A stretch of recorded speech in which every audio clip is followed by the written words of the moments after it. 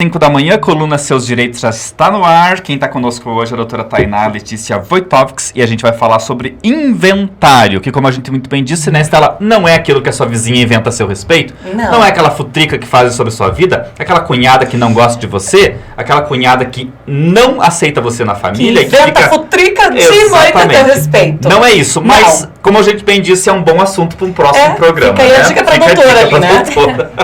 O inventário que a gente vai falar é um negócio muito mais complexo, gente. É a documentação que precisa para distribuir, né, uma herança. É isso, doutora? Eu tô certo ou tô errado? É isso. Bom aí. dia, seja bem-vinda. Bom dia, Ednei. Bom dia, Estela. Obrigada pelo convite. Então, vamos lá. É isso que eu falei, grosso modo, é a divisão que se faz de uma herança de quem não deixou testamento? Na verdade, acontecem inventários em que o falecido deixou o testamento, né? E também precisa fazer inventário. E também precisa fazer inventário. Então, vamos lá.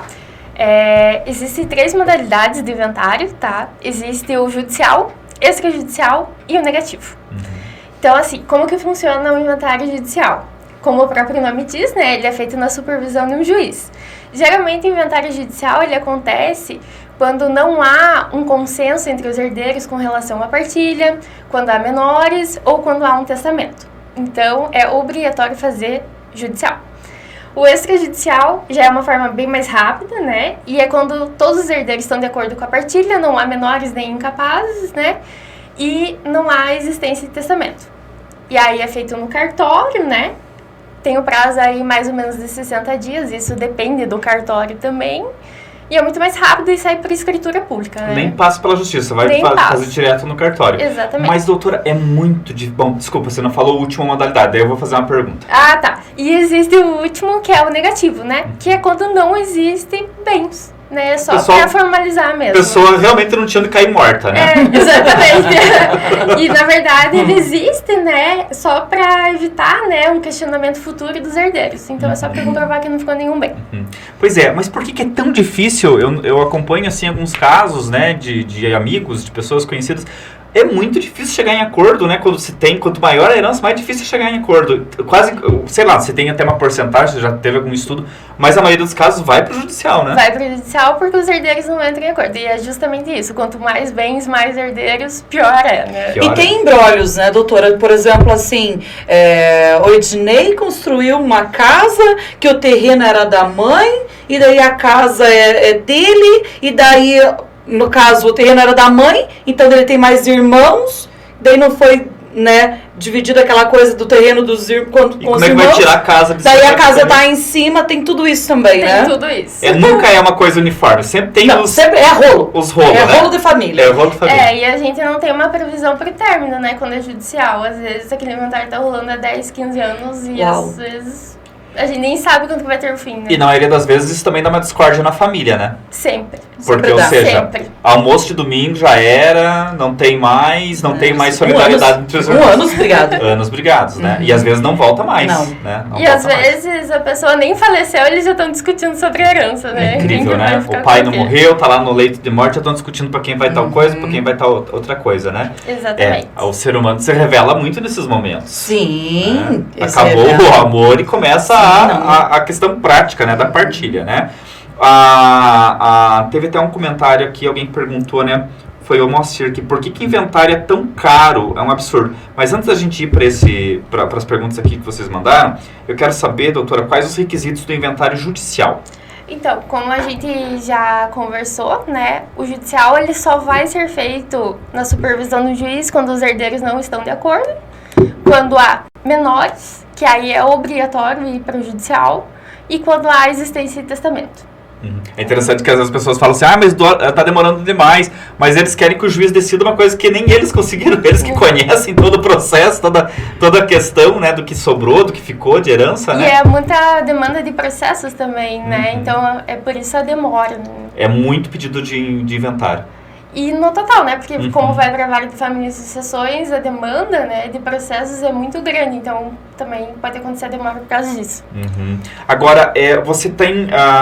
existe aí uma questão de documentação. Porque, via de regra, esses pedidos judiciais é porque faltou documentação. Porque quando você tem a documentação clara, até facilita aquele acordo extrajudicial, né? Sim.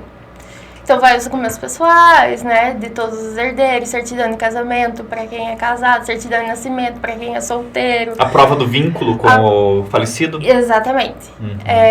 Matrícula do imóvel, né, documento do carro, dos bens que foram deixados. Mas aí já respondendo a pergunta do Moacir aqui, a demora é por causa desse grande volume de trabalho que o judiciário tem na vara de família ou é porque falta documentação, falta consenso? É as duas coisas. Geralmente o inventário judicial demora porque os herdeiros realmente não estão de acordo, então até você chegar num consenso, isso faz demorar, né? E o juiz pode dar uma sentença, não sei se fala isso, sentença, e alguém recorrer, quer dizer, ele travar todo o processo, recomeçar tudo do zero? Isso é comum acontecer? A partir do momento que sai uma sentença, sim, a parte pode recorrer. Pode recorrer. Bom, tem um detalhe importante de a gente dizer, que nós temos agora uma vara da família aqui em Canoinhas, né? Sim. Isso foi muito bom. Foi bem recente, né? Foi esse mês que foi aberto, então todos os processos agora já tem uma vara específica, né? Para ser mandados os processos lá. Espero que seja mais rápido também a demanda, né? Porque a gente só tinha uma vara concentrada ali de família e civil, então tinha muito processo, né? Muita demanda. Então pode ser que agora seja um pouquinho mais ágil. Pelo menos teremos um juiz para isso, né? Muito embora o doutor Vitor tá conduzindo em dois, né? Tá com duas varas. Isso. Mas a tendência é que em breve venha um específico, né? Para esta vara, né? Isso. E só um pouquinho, Estela, e do extrajudicial? Porque a gente falou do inventário judicial, dos requisitos, e como é que faz o extrajudicial, doutor? O extrajudicial é importante que todos os herdeiros estejam de acordo, não exista menores e incapazes, e nem exista testamento. Então, se todo mundo estiver de acordo, tudo certinho, toda a documentação, só chegar no cartório e pedir para realizar o inventário extrajudicial. É importante que todos saibam que essa demanda, por mais que seja feita no cartório, é obrigatória a presença de um advogado. E quando, por exemplo, está tudo certo, está tudo resolvido, já foi acertado entre os irmãos, por exemplo, que o terreno lá, ou a casa do pai vai ficar com um deles, né? Depois ele vai pagar um tanto lá para cada irmão. Isso tudo foi feito ali, já foi passado para o nome do irmão, porque o pai ainda em vida assinou. Isso precisa depois passar por um processo de inventário? Na verdade é bom comunicar, né? Todos os bens que foram deixados, o que foi passado, né? Mas se antes de morrer ele já repassou para o nome do filho? É adiantamento de herança, né? Que a gente chama. É bom comunicar no inventário também, que já foi adiantado essa parte. Então teria que ser feito um inventário de qualquer forma. É bom, mas não é uma regra. Exatamente. Pode acontecer realmente isso. Estela, que você ia perguntar? Tem uma pergunta de um ouvinte aqui, ó. Minha mãe deixou em vida as propriedades para um irmão. Sem os outros irmãos saberem. Os outros irmãos podem entrar com processo para obter algum bem? Então, assim, ó. Como que funciona essa divisão do inventário? Ela tinha 3 propriedades. Ele não fala... Ele disse assim... as propriedades, ele não fala quantas. Tá. Então, ela pode deixar 50% do patrimônio dela para quem ela quiser. Dispor para quem ela quiser. Os outros 50% são dos herdeiros legítimos. É compulsório, não tem como ela desviar disso. Então, se ela deu tudo, eles podem reaver. Podem, isso. Aí vai ter que entrar com uma pedido judicial. Aí se ela deixou 50% desse patrimônio para um herdeiro específico, ela pode dispor para quem ela quiser. A pergunta do Moacir, na verdade, é porque o inventário é tão caro, que ele acha um absurdo o valor. Porque envolve bens, né? Aí a gente faz uma porcentagem, né, para calcular os honorários em cima dos bens ali que foram arrumados. Que esse valor vai para o advogado, mas não, a justiça também cobra taxas? Cobra, tem um que a gente chama as taxas judiciárias mesmo. E imposto também, né? Então, quanto mais bem, mais imposto. Então, por isso que acaba se tornando caro. A dica é clara, né? Resolvam isso com a pessoa em vida, né? Porque não adianta, gente. É regra isso. Vai dar treta com os irmãos se não for resolvido isso em vida, né? Se o pai já não deixar claro que vai fazer essa divisão. E isso acontece desde o terreno, né, doutora? Até grandes propriedades, né? Acho que não tem... Aí, pobre e rico briga do mesmo jeito, briga do mesmo jeito, é igual. Mas quanto mais rico, mais briga. Mais valores envolvidos, né? Que diga aí algumas famílias da nossa cidade, né? Que complicou essa situação, né? A Juliane, nossa, mandou um textão aqui, daqui a pouquinho eu falo, mas acho que não tem a ver com a coluna, né, Juliane? Não tem. Daqui a pouco a gente fala, então, a respeito dessa questão. De modo geral, para resumir a nossa conversa, então, doutora, são 3 modalidades, né, do inventário, e elas dependem sempre do acerto da família e do que o proprietário deixou, né? Isso. Então, em resumo, se todo mundo tiver de acordo, é muito mais rápido de resolver, né, mais célere e também ser mais em conta para todos. Porque se você vai brigar, né, no judicial, você acaba gastando muito mais pelo tempo da demora que vai ficar lá e com o advogado, né, então isso acaba se tornando bem mais caro.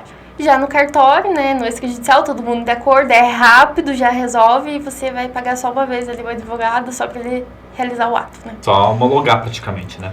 Só, né, liberar a escritura pública ali. Sai bem mais em conta. Com toda certeza, né? A Andriela tá mandando um beijo que você arrasa muito. Obrigada, sócia. Doutora Tainá Letícia Wojtowicz, advogada, especialista em direito da família e sucessões, né? Deve adorar assistir Succession, né? Aquela série da HBO.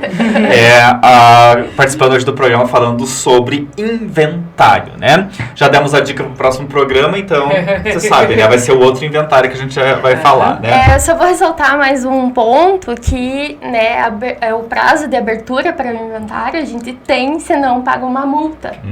Então, assim, começa a contar a partir da data do óbito e tem 2 meses para fazer essa abertura sem multa.